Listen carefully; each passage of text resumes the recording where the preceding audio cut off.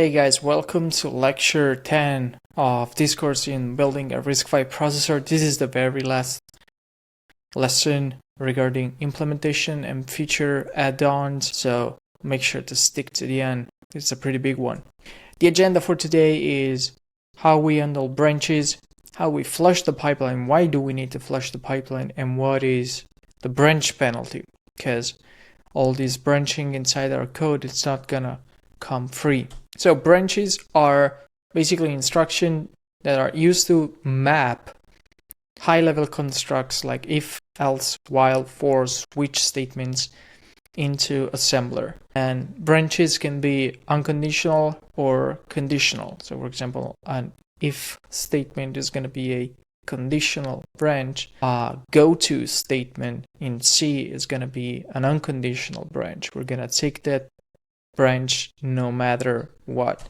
In RISC-V, the unconditional branches are two instructions, JAL and JALR, which stands for jump and link, and they involve not only a program counter modification, so every branch instruction is gonna modify the program counter, but also a side effect that goes to the register file.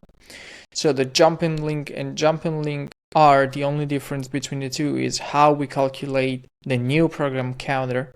But in general, we save the current program counter plus 4. So basically the address of the next instruction if we wouldn't have taken the branch inside a destination register that is encoded here in those fields. Okay, so in one case, the jump and link is just a relative branch, meaning it's relative to where I am. So it's the current program counter plus the offset that I have encoded inside the instruction, while the jump and link R, where the R stands for register, I am completely overriding the register with RS1. Conditional branches do not generate any side effect in the code, but they do modify the program counter based on a condition. And the condition can be branch if two registers are equal, branch if the two registers are not equal, branch if one register is less than the other, or greater or equal than the other.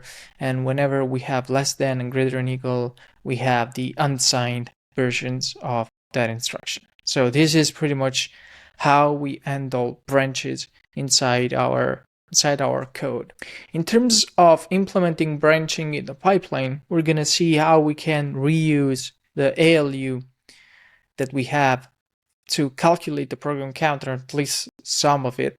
But in general, what we do here is that we fetch instructions sequentially by default. So we assume that the branch is never taken, and whenever we change the program counter, so we end up taking that branch, it means that the instruction that we fetched are now invalid, and we need to flush the pipeline, meaning we need to get rid of the instructions we fetched and get new ones. So let's take a look at the implementation. So let's see here the ALU. We added the PC out and PC load instructions. We added the PC out and PC load interface, and we can see here that we are calculating PC as either an immediate plus the instruction tag. Remember, the instruction tag is the program counter that we send down with each instruction, so this is why we send it down, or RS1 data plus the immediate. And this is pretty much it. Here we calculate if the branch is taken. We already had those signals to check if the operands are equal, not equal, greater, equal, or less than, and in particular greater, equal, and less than. You have a switch statement inside it to check if it's signed or unsigned. We have a little mux here. So this is pretty much how we do it. We already had all the logic in place inside the ALU to do that. We just needed to access it. We basically pipe it down so we have the same execution latency here, and we reuse a little bit of the ALU, especially the adder, the existing adder, to calculate the side effect for the JAL operation. So both JAL and JALR, which are the only ones that generate a side effect to the register file.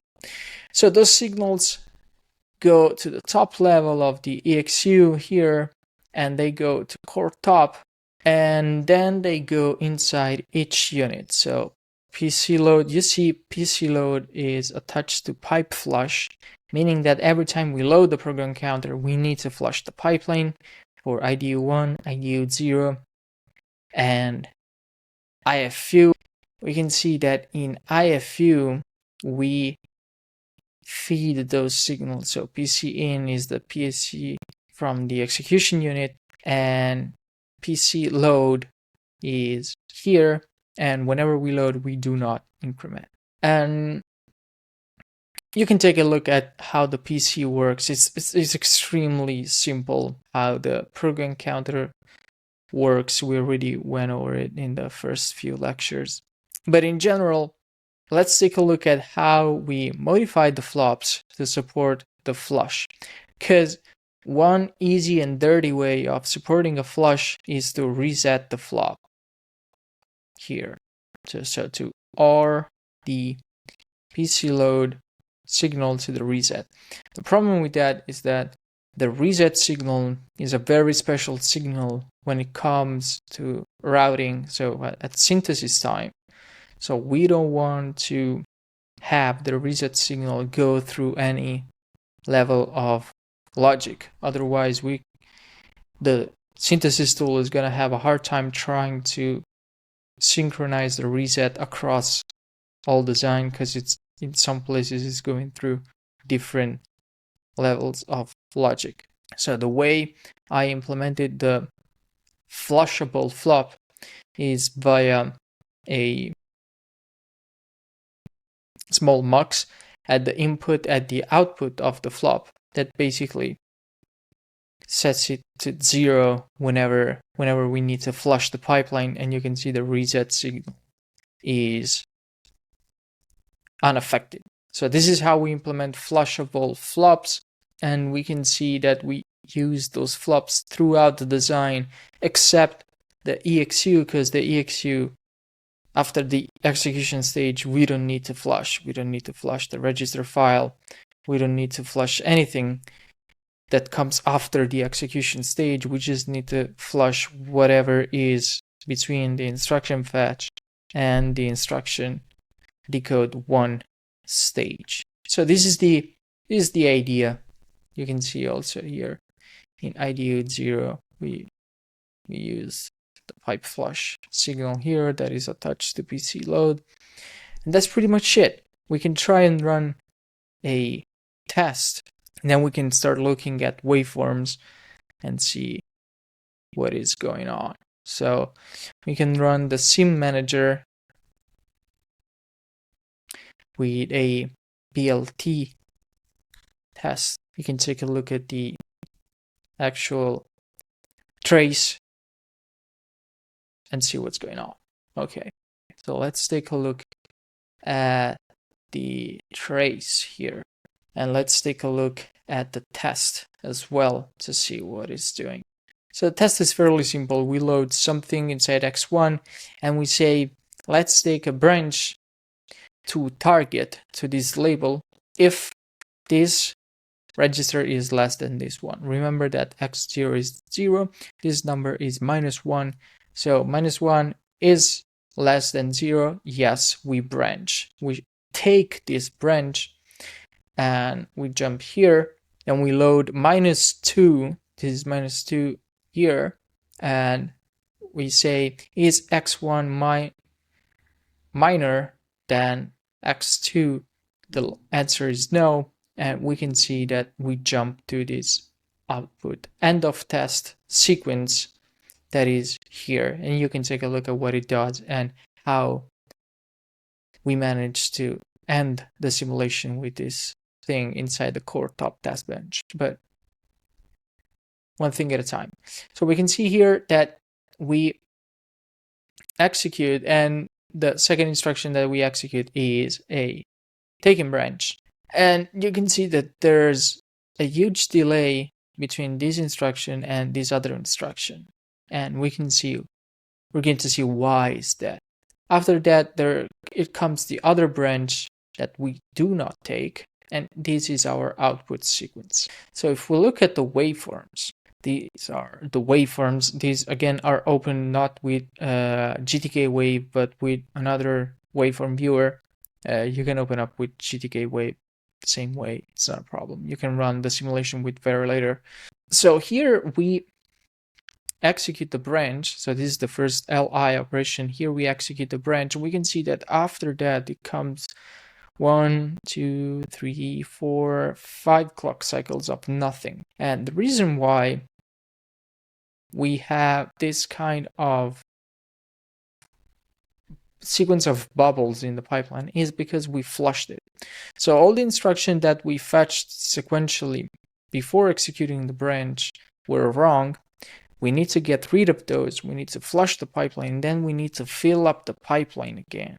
So every time we take a branch, we incur what is called a branch penalty. We take a hit from a performance standpoint. So this is why branches are kind of bad in terms of performance, because every time we hit the branch, we need to flush the pipeline. We need to go and get the next correct instruction, and we need to start executing from there.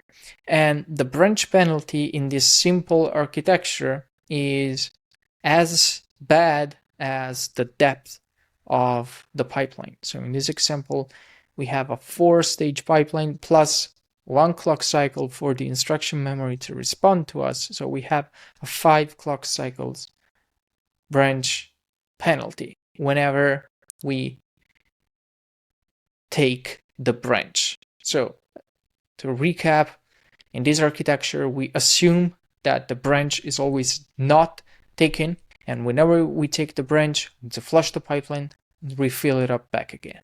So this is what we have here in the slides. How can we improve the performance of, how can we make sure that we are wrong the least amount of time? And this really comes down on the branch prediction architecture. And so the philosophy of branch prediction is, I want to have hardware facility to keep track of how many times I take a branch. And this should inform me on the probability of the next time encountering that branch and taking it. Okay, so it kind of skews the probability of taking that branch and learns from past history. So imagine that you have a for loop that executes 100 times.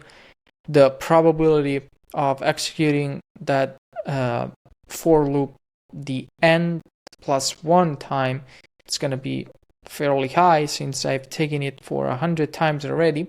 And when I'm wrong, I'm able to amortize that branch penalty over 100 times that I was right in predicting that branch was taken. So this is kind of the philosophy of branch prediction, and there are different ways of doing it with an extremely variable grade of complexity in terms of hardware and prediction performance. The simplest one is 2-bit to state 2 value branch predictor. More complex ones that are implemented inside modern high performance cores are called TAIG predictor, and all this stuff is covered in my advanced course. Suffice to say for now that we assume that branch is always not taken, and we take a hit whenever we kind of mispredict the fact that the branch shouldn't have not been taken.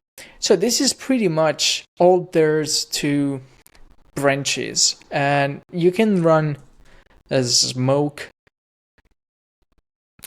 with your favorite simulator here with Verilator. And we have a fairly comprehensive basic test suite to claim that this core is kind of working. So right now, we are actually pretty confident that this thing it's going to be able to run